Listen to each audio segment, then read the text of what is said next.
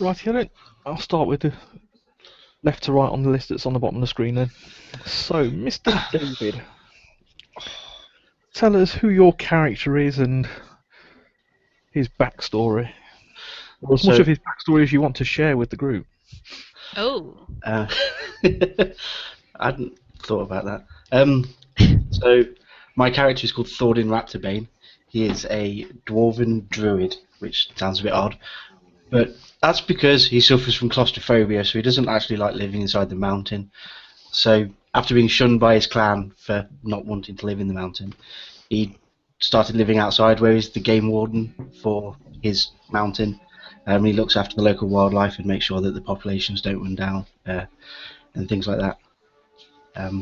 So that is my character. He's lawful good.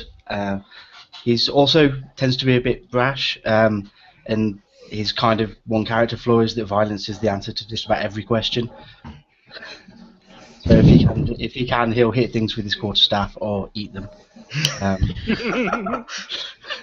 Which he's been known to do. He's eaten a few villagers if they've attacked him. Cool. So he's gone outside of the dwarven stronghold to find out what attacked his clan's patrol. Yes, so recently his clan has been under attack by large two-legged reptiles with really big teeth. The clan sent a hunting party after them, but only one member came back, and the others were killed. So Thordin has offered to use his druidic training to go off and find what these animals are and see if he can stop the attacks, or just report back to say where they're coming from. So he's currently walking around in the wild of the wood. Okay, can you make a survival check for me? See if you can follow the tracks. Yes. Survival. Wisdom for.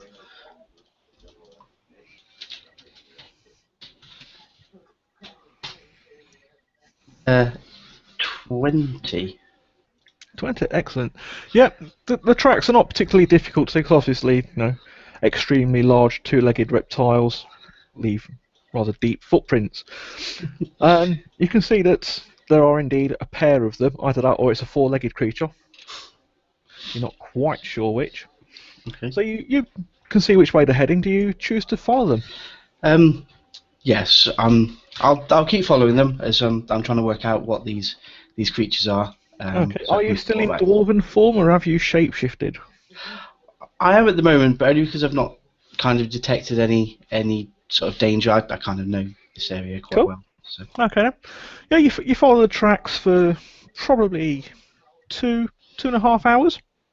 Okay. And you can see that they're leading into a bit of a valley in the mountains.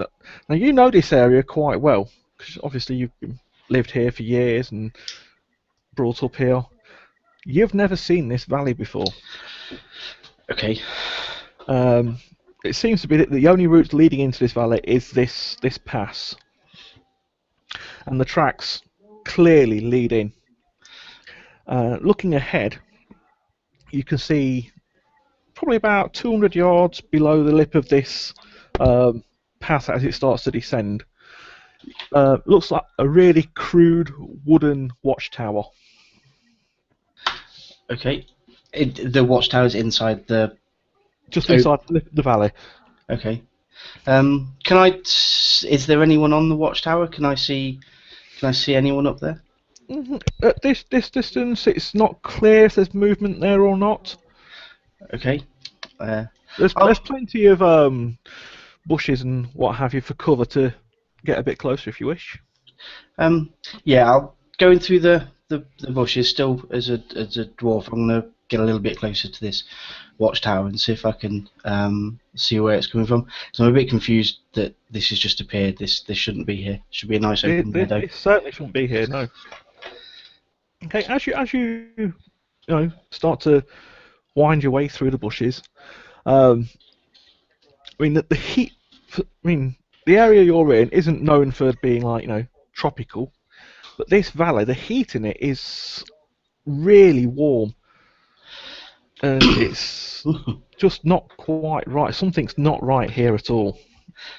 Can I I mean, even the plants are giving off like steam sort of thing. That's not good. Can I attempt to make like an Arcana check to see if there's anything magical happening? Yeah, you can try an Arcana check. I think that's a crit. Yeah, doesn't appear to be magical in nature. Okay. You can make a nature check if you wish. Yes, let's try nature. 13. 13. Yeah. From what it feels, it literally feels like you've just walked into a jungle. Okay. I'm not. The tracks are still going. The tracks down. still lead further down, yeah. Okay, and there's no signs of life. Well, no signs of like creatures around me or anything like that. So I'm not. Other than like normal like insect life, no. Okay. I'm gonna push forwards a little bit. Okay. Because I want to see what's going on. You get a bit further down. Now you can actually see where the watchtower is. There are two figures in the watchtower. Do the figures look humanoid? Yeah, you recognise them as a pair of orcs. That's not good. So, I mean, all the orc tribes in your area that you've obviously your people encounter on regular occasions, their markings don't seem to resemble any tribes that you're aware of. Okay. I'm a bit on edge seeing this watchtower here. It's all a bit new. Something's obviously not quite right, so I'm going to transform into the shape of a bear. Cool. Okay.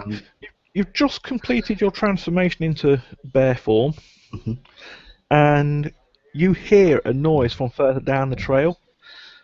Okay. I mean, your bear can roar quite loud. Whatever's causing this noise is something a lot bigger. As I'm on my own and I'm not that powerful, I'm going to retreat back the way I've came slightly. Okay, you start preparing to like retreat stealthily, and you can feel the actual ground shaking under your feet.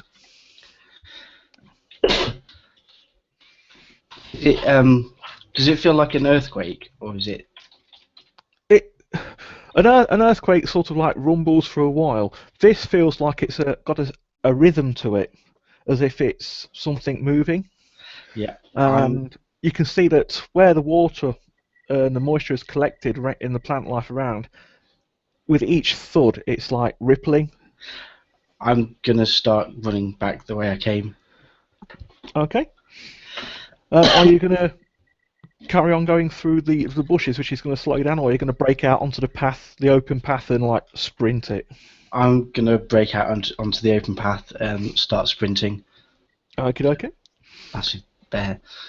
Can you make a quick perception check for me as well? Yes.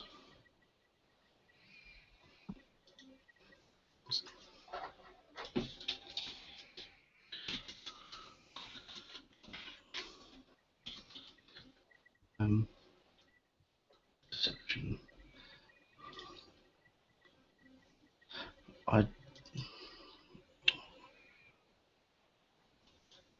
Sorry, Roll20's been really slow.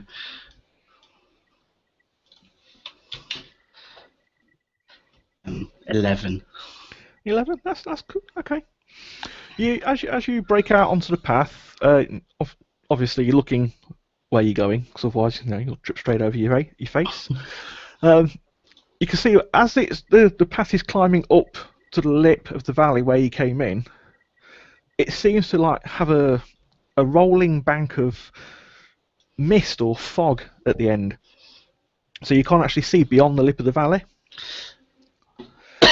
And you hear this like massive roar behind you. I mean behind you, like about 10 yards behind you. Do you risk a quick glance over your shoulder? I'll chance a glance over my shoulder as I'm running forwards to hope I don't run into anything. you can see this creature. It looks like a massive lizard running on its hind legs. Its front legs are considerably smaller. What's of more concern is the rather large, sharp-looking set of teeth in its mouth. But um, it's got a rider. that's not good. There is an orc sitting in a crude saddle on its back, waving a spear and pointing towards you. It's sort of like guiding this massive lizard to chase you. I'm going to run faster. Cool. I mean, this thing is chasing you. I mean, you can almost. You're not sure if it's the heat of the valley or just the heat of its breath on the back of your neck. So you reach the edge of the fog bank. Do you like? Because obviously you know which way you're going. So do you just plough through, or? I'm just going to run straight through the fog. I'm going to presume that the fog's there just because of all this steam, so it's kind of less like low-lying cloud or something like that. So I'm just going to run Excellent. straight Okay, through so it. you plough into the fog, and as you do so, obviously it starts to hide you from the sight of the creature behind you, and also hides the creature from your sight as well. Hmm. And you're racing up this path through the valley. Yep. Something's not right. The feel of stuff under your feet. You were running on like solid ground. This feels softer and wet. I'll look down at the ground as I see Yeah, you where seem to I be running on grass. am. The fog Can I- is thick and swirling around you. You can't even, see the creature chasing you or the walls beside you at the moment. Can I still hear the creature behind me? You Or is it? can just hear it, but it seems to be far off. Am I kind of a bit enclosed here? You seem to be like surrounded by this fog. I mean, you could probably see about a foot. I'm gonna start to panic because I'm a bit claustrophobic and just carry on running to try and get out of this. And I'm just gonna keep barreling forwards, hoping that I can find an end to this fog. Okay. You carry on thundering in what you believe is the correct direction. You must run for an hour. And the grass is still moist under your foot, and it feels quite lush. And then the fog slowly begins to thin, Hmm. and you're not in the mountains. No. Where am I? You're in what appears to be a valley, quite a large valley. There are mountains, but they're off in the distance, probably a good couple of miles away. But they don't look like your mountains either. These things. I mean, the sky overhead is dark and overcast. It looks like it could storm at any minute. And as you look around you, you can see that there's a fog bank slowly drifting away towards the edge of the valley. Can I You slowly make out that there are other figures emerging from the fog. do I recognise the shape of any of these figures? You may well do shortly.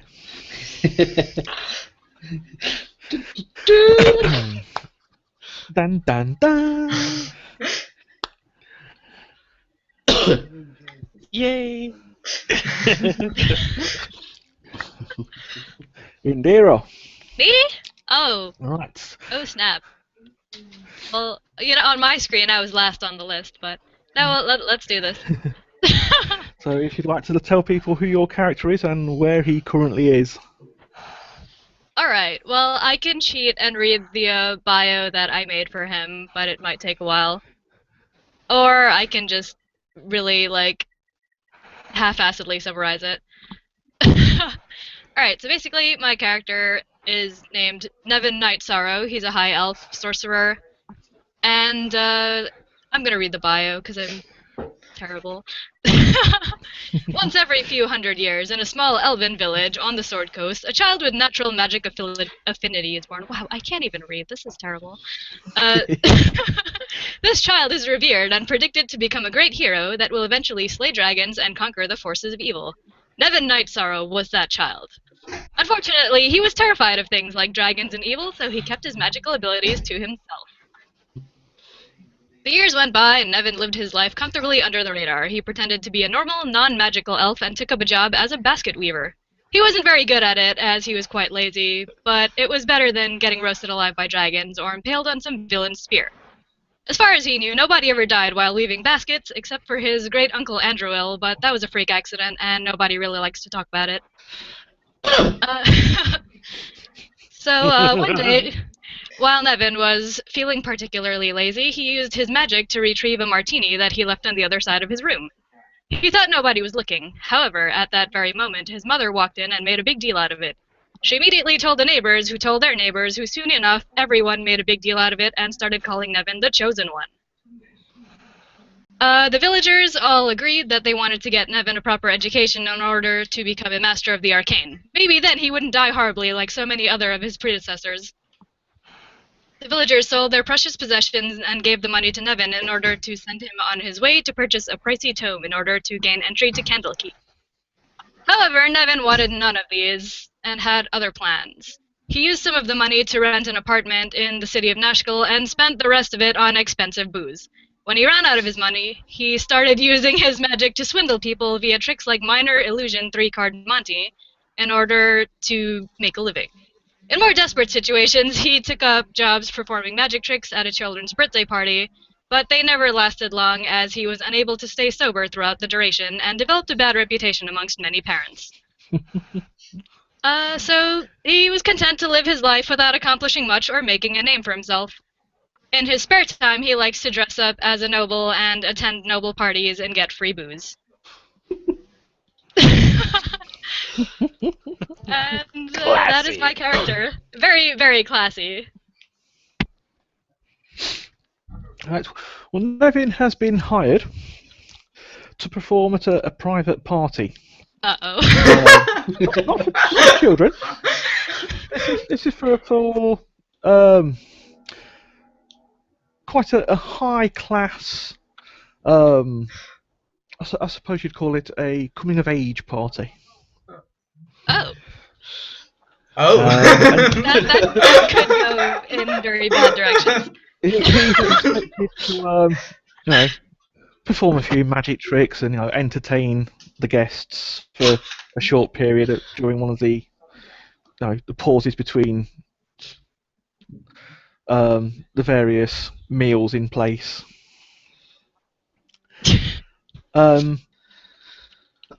He's been hired by a guy called Corin, who you've seen around town. He comes into town once in a while. He's not from this place. He's actually from Baldur's Gate. But occasionally he has to travel on business, and he visits your town quite a lot. And he likes to throw good parties. Ooh, I hope he has good booze. Yep. So, on the evening of the party, a coach pulls up outside Nevin's meagre residence. It's massive, jet black coach. The horses are all, 6 black horses with, the big flowery plumes coming off the headdresses. The coachman gets down. He's dressed in, matte black outfit, big top hat and everything, which really makes his pale, pallid flesh stand out. Looks like he's never seen sunlight in about the last 30 years. I also look like that. We could be twins. Matching set. He walks up and, opens the door and invites you to enter the coach. I also am wearing rather fancy black robes, trying to look very noble, as I tend to do. Stepping out of my really shitty apartment complex, I go into the fancy coach. Yep. And I immediately look to see if there's like a wine cooler or something somewhere. Or a There mini seems fridge. to be a compartment under the seat, which may contain something. I try to very discreetly check and see what's in there. Yeah, it pulls out, and inside are a pair of quite good quality crystal glasses and a small crystal decanter filled with some sort of dark red liquid. Do I know what this liquid is? You can take the stopper off and have a quick sniff, see if you can identify it. I shall do just that. Okay, make an investigation check. Oh, I'm really bad at that. Let's see what happens. I have like no intelligence or wisdom. This is gonna be hilarious. 10. 10. It smells like a decent quality claret. All right, I pour myself a drink without even asking. Yep. Oh, as you're I pouring assume it's yourself a there for drink, me. this guy just closes the coach door. You hear him climbing back up onto his driver's seat, and you hear the crack of a whip on the horses, and you start into movement. All right, cool. Okay, so you're taken through the night streets of the town, probably about a 20-minute journey or so, and you feel the coach come to a gentle stop, and you hear the guy jump back down off his seat and step towards the door. The door opens, and you can see from the doorway, literally from where you are, probably about 10 foot away from you, is a set of white marble steps leading up to a pillared doorway. Ooh, And this I like house looks massive. this. This is fancier than any event I've ever been to. I don't say that out loud, of course. I'm trying to pretend to You be don't important. actually remember ever seeing this house in town before. Ah. I turned to the coach driver and I'm like, is this new? Is this a new house here, guy? He just looks at you blankly. Make an insight check. Uh-oh. Alright. 19. Cool. 19. You realise he hasn't actually said a single word to you since he picked you up. Ha! I was too busy enjoying the booze to notice that. Alright. I am now a little suspicious, but I also want my money for this gig, so I'm gonna proceed into the fancy building. Cool. Okay, so you head up to the main doors. As you approach, you get within like 2 or 3 feet, and they open on their own. They're nice, large double doors open. And inside, you can see the hallway is really opulently decorated. There's a real plush red carpet lining the floor. The walls are white marbled with several paintings down the sides. And you can hear the sound of music coming deeper within the building. Can I like recognize anybody on any of the paintings, or is it just like decoration? You could probably try and recognise them if you get near enough to view them. But do you want to go in the building? Yeah, I'll go in. I'm blissfully ignorant. Okay, as you go in the building, you hear the doors close behind you. And as you start looking at the paintings, you can see that they all seem to have a resemblance to each other. They show quite a well-to-do set of humans. You're not quite sure if you've seen them before. Some of them look sort of familiar, but you're not quite sure where from. And as you're going down, you can see that weirdly the tone of the painting seems to be altering the deeper you get down this corridor. I mean, this corridor, when you first entered, looked about 20 foot long. You've been walking for a minute, and you don't seem to have even reached the halfway point. And the tones starting to get a little bit darker on these paintings. Like beforehand, they were like sitting like in regal poses on chairs or heroic poses holding a blade, and now they look like well, the one you're looking at the moment appears to be somebody who's just slit his own throat. Oh my god! And I what say you that out thought was a loud. red shirt is actually a white shirt soaked in his own blood. I'm like, who would paint something like this?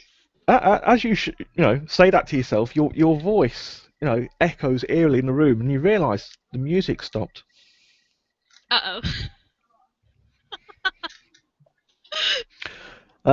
The door at the far end of the hallway creaks as it opens about an inch.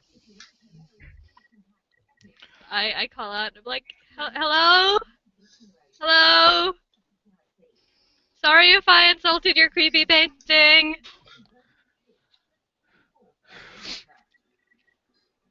You hear a weird, it's like a tapping, as if someone's drumming their fingers on a hard surface. I head towards the open door to try and take a peek in. Yeah. Peeking in the door, you see what looks to be like an old-fashioned study. The one wall is literally just a massive bookcase. There is quite a large fireplace, quite ornate, big, mantelpiece above it, and a massive stuffed armchair with its back to you, facing it. Beside the armchair is a table with a marble top, and you can just see that whoever's sitting in the chair, their hand is just leaning onto the table and just drumming their fingers. Is it like a normal looking hand, or is it a creepy hand? Well, it's pale and the fingers are quite long, but it looks human, or possibly elven. I kind of say, hello? I'm here for the party, Never Night Sorrow. You guys hired me? A voice. It probably sounds like a man's voice, but it seems deeper than it should be. Calls back, and you presume it's from the figure in the chair. Is that you, Tatiana? No. I'm Nevin. Is there a party here, or is someone just messing with me? The party was over many years ago. Life has no meaning without Tatiana. Be gone. I'm sorry. The hand drumming on the table seems to do a dismissive gesture, and you feel yourself pushed back out the room. Oh, I turn and I just run towards the exit. I just run. I'm like, nope, nope, nope, nope, no, no, no, Okay. as I run towards the exit. You start running down the corridor past the paintings again, towards the double doors at the end. Yep. As you start running, the floor feels like spongy under your feet, as if when you're scared and you're trying to run somewhere and your legs just don't work. I hate when that happens. Not that it happens often. You're still making distance, but it feels harder than it should. And you get to the doors, and you don't even bother checking if they're locked or anything. Just throw yourselves at them to burst them open. Pretty much. I don't even care if they open the other way. Like, I just fling myself into the doors hoping they'll open. Yeah. The doors burst open, and you just pile out, and there's nothing under your feet. What? The marble stairs, the pillars, everything is gone. You feel like you're falling. You catch a glimpse of a cliff to your side and behind you, and you're falling down into mist. As I'm falling, I'm like, what the hell is going on? Yeah. You must fall 100 foot, and then the mists. You can hear the sound of water like crashing onto rocks below. Oh, no bueno. And the mist must be coming off whatever water source is down there. And as you feel it, you can feel the moisture on your face. And as the mist envelops you, your arms and legs are flailing as you're falling. And then suddenly you feel almost a solid surface under your feet. Can you make a dex saving throw for me? I kinda have Dex. Let's see what happens. Lucky number 10. 10? Yep. Okay. You manage to get your feet under you, and you stumble forward in this mist. Right, I don't face plant. Weirdly, you're standing on a solid surface.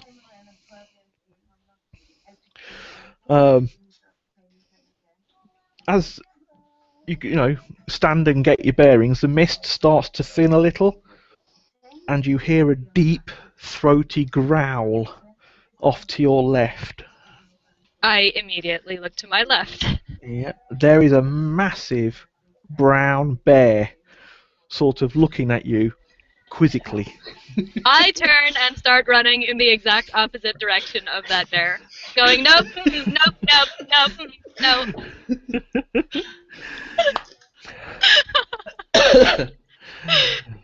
And then I start screaming. Mr. Jeremiah.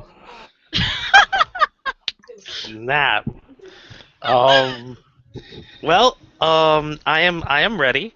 As for the information that he wants to give to everyone, mainly it's the same information. Hold on, I just need to close this off. Okay. So, it would pretty much be the general drow stereotypes that are usually given. He in the fact that they usually raid at night, small villages, even towns, and have a general hatred over everyone. Extremely racist, as far as they're concerned. In the grand scheme of things, they're the most superior race, and everyone else should be shining their boots. He seems pretty confident, almost downright arrogant. He grew up in Menzoberranzan. He was in House Miserum. He does what he loves and loves what he does. He's pretty much an assassin, and does whatever his Valsharess tells him to do. Excellent. Well, he's quite used to dealing with, shadowy figures. And it comes as no surprise when he receives an invitation to meet a prospective employer in one of the darker alleyways. In his mind, he's thinking and hoping that it might be Breaking the Earth. Could quite possibly be. They are Yay. known to operate in the area. Fair enough. He goes as cautious as one can. Cool. He gets there, and after a few moments, a figure, joins you in the alleyway. It's another drow, a male, and he appears to be wearing quite an unusual outfit. It's quite flamboyant. The trousers are like, the only way I can describe him is MC Hammer Pants. Oh my goodness! The shirt has got more ruffles than Lawrence Llewellyn-Bowen would ever wear. And he's got like this gold brocaded waistcoat on as well. And he's got this absolutely ridiculous big floppy hat on with this massive, the feather is probably half the length of him hanging out the top of this hat. Oh my goodness! If he didn't look decidedly dangerous, you'd definitely take the rise out of the outfit. Oh my goodness. That is insane. It's legit. And he looks at you as if to, appraise, your abilities just by looking at you, sort of thing. And he smiles slowly. not something you're used to seeing on the face of another drow. No, not at all. It makes me nervous.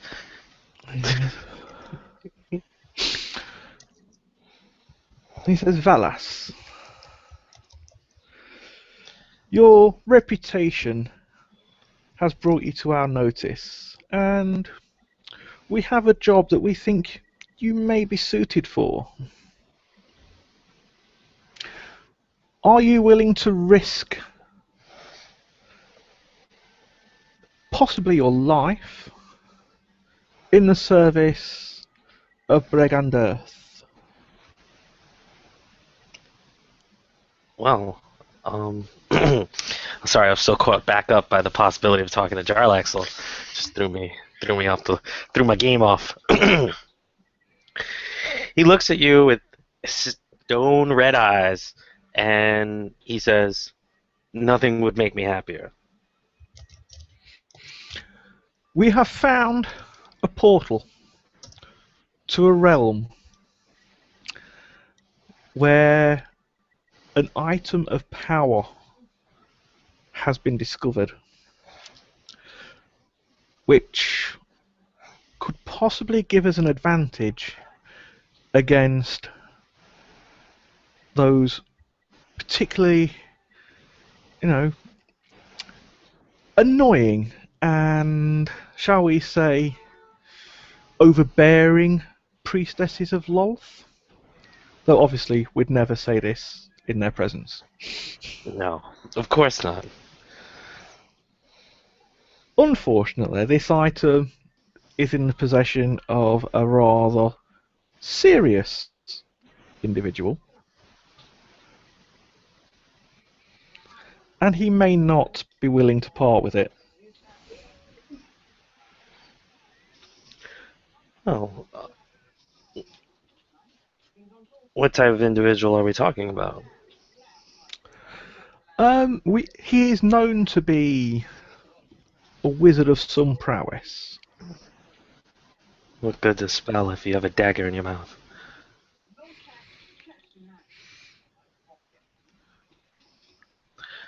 He's no, well, he must have, considerable power, as he has survived, to our knowledge, at least a couple of centuries. Quite a feat for a human. A human? Ugh. Well, let's be honest. Humans, they're pretty unpredictable, but they're manageable. You just show me this location, and I'll make sure I have whatever object you desire within a fortnight. There is a cave a day's march from the west entrance of Menzoberranzan. Okay. Inside it is a darkness so deep that even our Lolth-granted night sight cannot pierce it. Stepping through that cave will take you to the area where this individual can be found. He probably won't be happy that people are there, but he might possibly be willing to part with the item under certain circumstances. Those you may have to discover for yourselves. The item we need is a particularly powerful magical sword.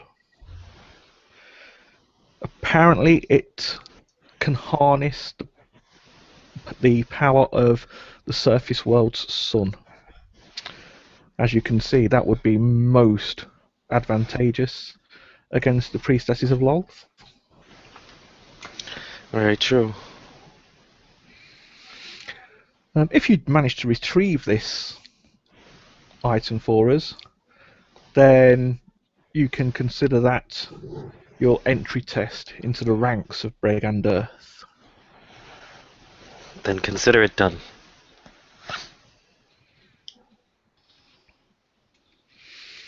Okay, he gives you directions to where the cave is. He says, "What I may have failed to mention is that we're not exactly sure how you get back." Well, my matron mother has given me plenty of situations where I have been forced to adapt to whatever situation may come.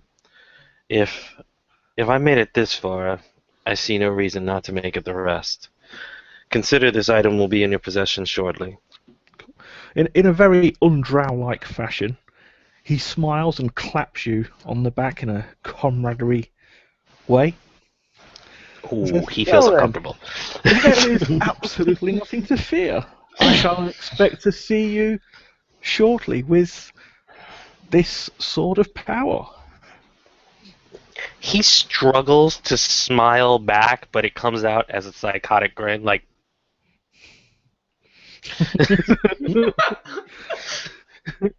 Using muscles in his face that have long atrophied.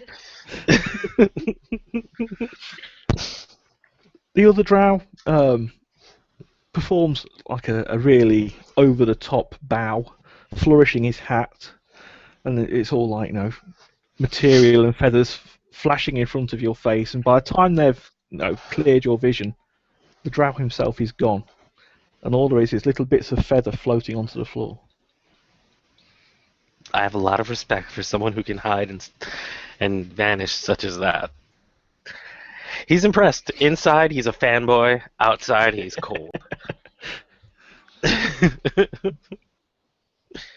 I make whatever necessary arrangements I need to make in order to leave. If anything, I'll see if I can grab some slaves, so that way I can use them as fodder if anything comes at me on my way there. Cool. And so he's okay on other things that return to blades and stuff like that, but anything with intellectual or wisdom things. You see Oh, that perhaps the darkness isn't actually darkness, but it could possibly even be some sort of portal. Okay. You've seen several mages in the city use teleportation portals and dimension doors of a similar ilk, but they're usually, shiny. I call back my goblin. Doesn't come back. Does he come back? No. Well, I send out the other two, and I go behind him. Okay. As each of you enters the portal, you feel like the cold wetness of the whatever is causing it sort of like wraps around you. At one point, as you go through, you almost feel like it's like trying to seep in through your nose and your mouth and your ears, as if it's like almost like you're being pulled underwater. Dang it, I got so caught up with the thing I forgot to cast Fairy Fire on them. Could have done that. As it does envelop you, all your senses, your vision's cut out, your hearing cuts out, all you can feel is this cold dampness around you. You're not even sure you're walking on solid surface anymore, but you can feel yourself moving forward somewhere.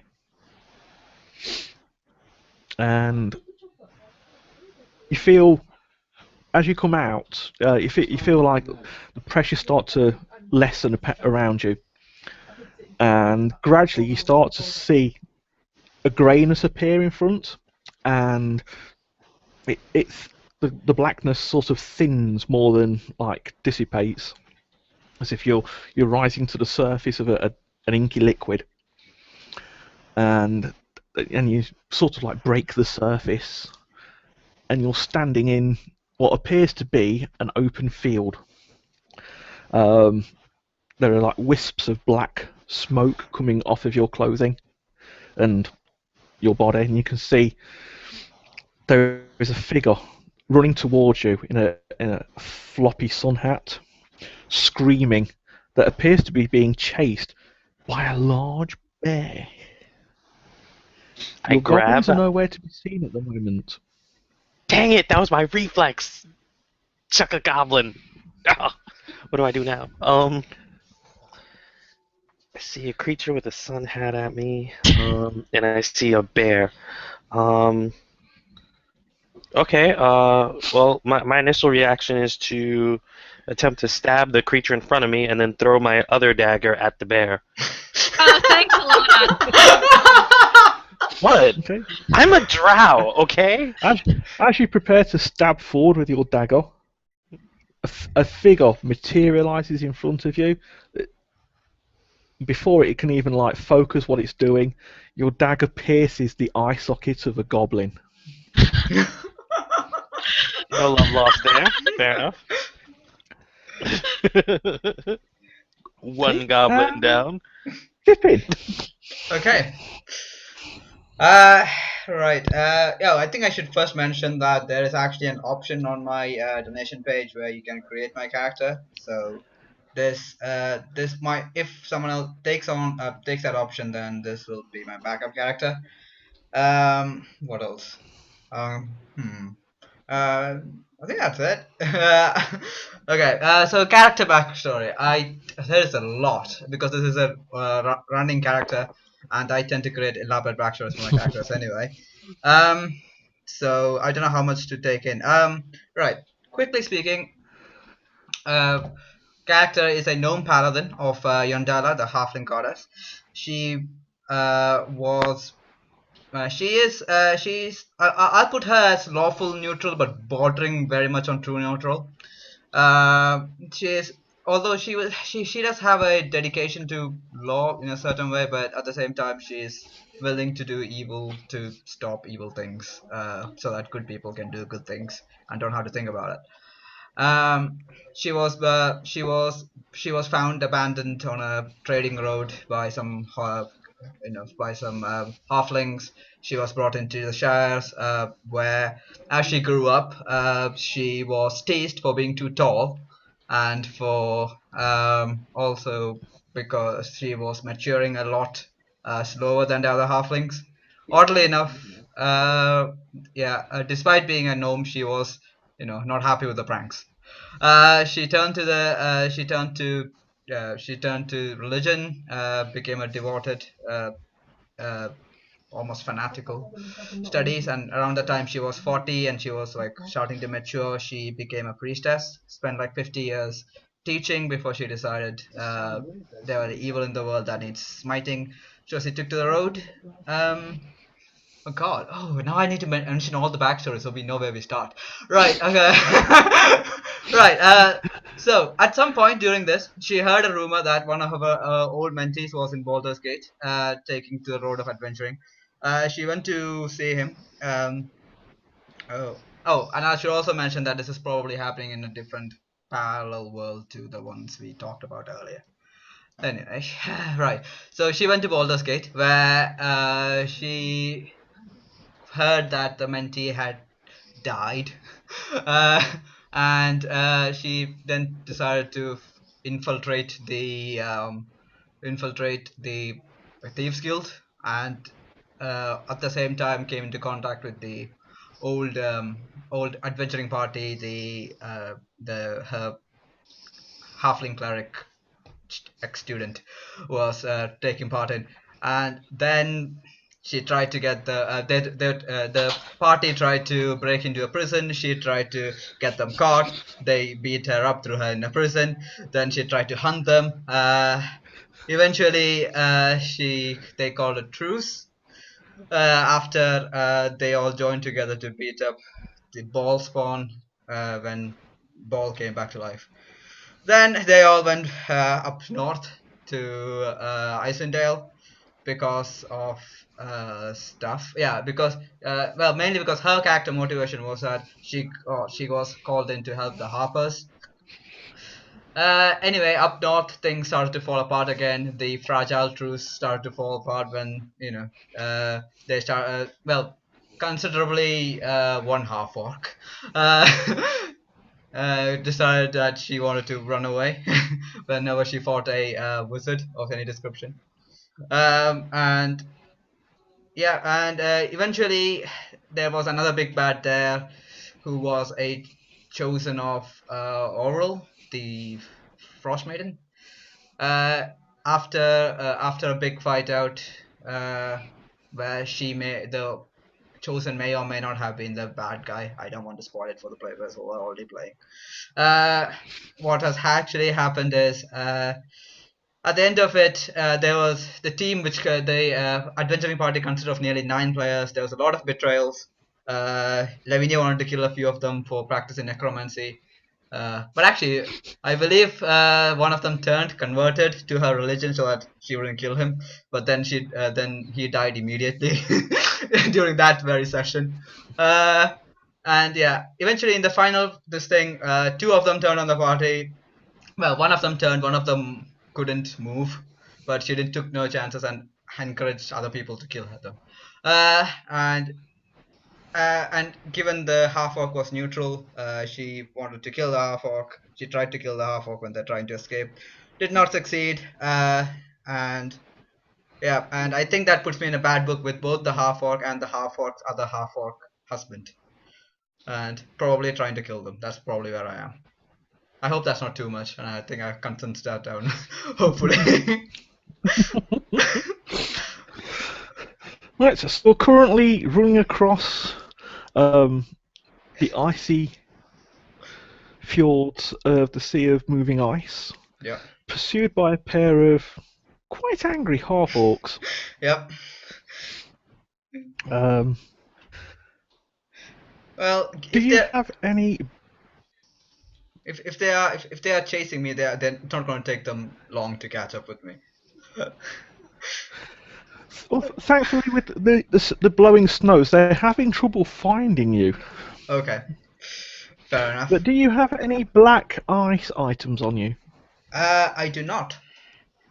No.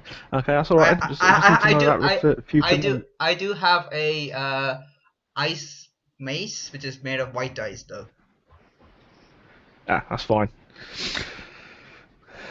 So, yeah, you're merrily trying to hide in this blizzard from this pair of half-orcs. Yep. Make a survival check for me. I do not have the character sheet on me, but could someone just roll a straightforward d20 for me, because I do not have a system of intelligence.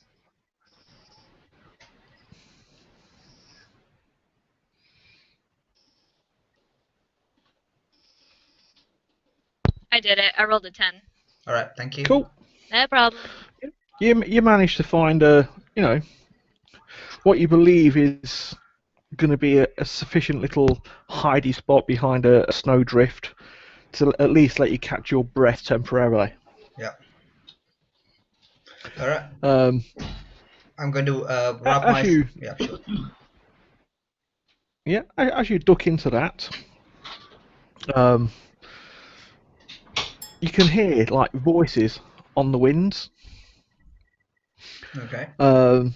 Some of it is the half orcs obviously talking to us, obviously searching for you, trying to find out where you are, and the female half orc seems to be saying, "Lavinia, come out! It was all a misunderstanding. We don't want to hurt you. We want to apologise. We need to work together to get back to civilization from here." Yeah. And Okay. then you hear the other half orc's voice in a deeper tone, say, "Do you really think she's gonna fall for that?" All right. I'm just going to. I'm not going to fall for that. I'm going to wrap myself in my giant bear thing, which I got. Oh, and when all my barbarians ran away. But yeah. But yeah, I will wrap myself in that. Try to go deeper into this thing cave, maybe. Okay. Maybe build some kind of snow thing to stop a straight plant into the cave from As killing you me. like try and cover yourself over, Yeah. the snowbank you're leaning on seems to give a little behind you, Oh. and it looks like it with a little bit of digging. Yeah. You may be able to like open out into what looks to be a shallow cave behind you. Okay. Yeah, I will. I'll slowly back into this thing. I'll slowly and carefully. I think I have night dark vision.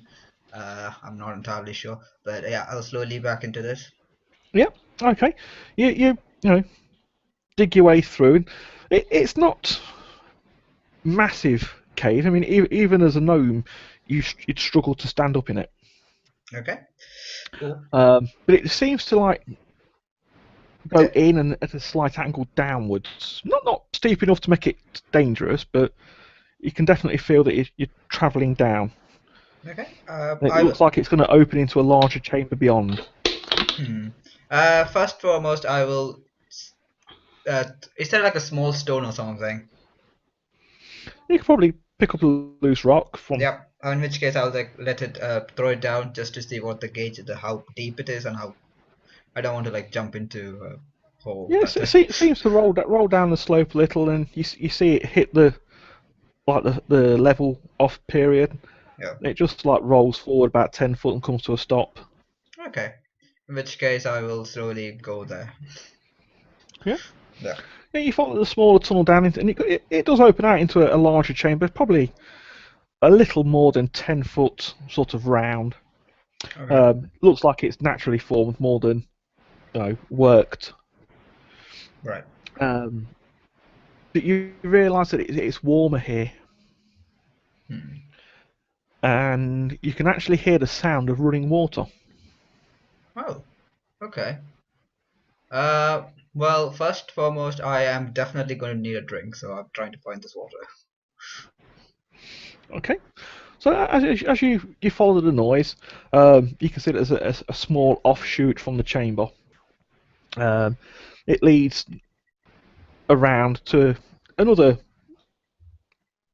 slightly larger chamber, and travelling like through the middle of it Yeah. appears to be a bubbling stream. I don't mean bubbling like making noises over stones. This thing is bubbling like hot water. Oh. I will. It seems to be the source of the heat in this these chambers. Okay. I don't know. I'm just trying to gauge a way. Okay. I must have some things on me. I can't remember what I had on me, but I should have something like a torch or something which I can dip into it and just let the Yeah. water pour into my hand to see how warm it is. Yep. Yeah, it's not like scalding hot, Okay. but it's significantly warmer than the rock and the snow and the ice that's around. So that's why it looks hotter. Okay. It seems fresh enough. Okay. I'm going to take a drink. Some sort of natural spring. Okay. I'm going to take a drink. Yeah. I am going to see if I can somehow cover the entrance to the thing. Oh, it said it was small enough that a gnome found it tough to come in, right? Yeah, the half orcs would seriously struggle to get down it. Alright, in which case I will make sure I'm out of sight and try to take a small nap. Yeah. Okay. Are you napping in the room with the brook, the water? Yes. Yeah. It's pleasantly warm, so it's a comfortable thing. Okay. As you're napping, Yeah. you hear a woman's voice singing. Okay. It's quite restful and relaxing. It feels comforting. Oh. Okay. And you as you lay there listening to it, you realise it's a prayer to Yondala. Okay, I immediately sit up. I look around. See if I can find this voice. As you look around, there is a woman kneeling at the edge of the pool with her back to you. She's dressed in like a simple homespun robe type thing. Halfling? She could be a halfling. You can't quite tell at this minute because like I said, she's got her back to you. Okay, She appears to be singing as she's like just washing something in the water. Hello? She doesn't respond. Hey! I'll walk closer. Yep. Try to look at her face. Okay. As you approach, she seems to realise you're there, and with a start, she stops singing and like looks up and a little bit worried that who are you? Why are you here? Does she look like a halfling? She does indeed appear to be halfling. Alright, I will respond to her in the halfling tongue. Cool. And say, hello, do you live here? I live in the farm nearby. The farm? Here? In this cold? Cold? The ice and the snow. Up. It hasn't snowed here since last winter. Okay. Do you come here often? To this brook? Daily, this is where I come and pray to Yondala. Okay, so this is not... I have not been asleep for a year. Alright. Okay. Okay. I try to find the exit. Yep, Is it- I mean, the tunnel you walked in through is definitely there still. Okay. I point where does that lead? Leads back out to the fields. Wait, what? Okay, clearly there's something crazy is going on here. Are you telling the truth? Yes, what need would I have to lie? I mean, Yep. Clearly I have my brooch holy symbol on my thingy, so she can probably see that. yeah, she considered you a follower of Yondala. Yep. She says, "Aren't you troubled, traveller? And it says, apparently so. I am not sure. I was in somewhere snowy a few minutes ago, I believe. Now I am here, and you talk of fields. Clearly, one of us isn't remembering this right. Will you escort me outside to have a quick peek? Yeah, she stands up and dries her hands on her apron, All right. and she starts heading towards the exit tunnel. All right. I will follow. Okay. Yeah, you follow the entrance back out.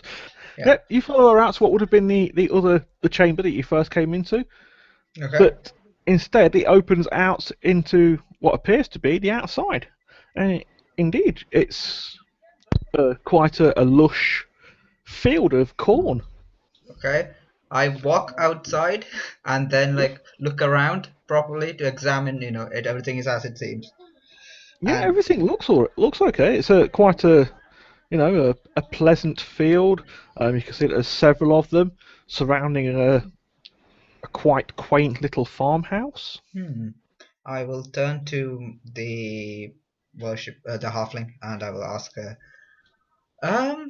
what is this place? This is home. Does it have a name? Just the farm. The farm. I see. If you're troubled, come and rest and gather your bearings. Yes. Is there a temple nearby? No, we no. If I want to sing to Yondala, I either do it at the stream or around the house. Okay. I will follow her, but I will keep my distance. I will look around for to make sure that these people are trying to gauge if they are trustworthy. Because I do not. I'm definitely suspicious.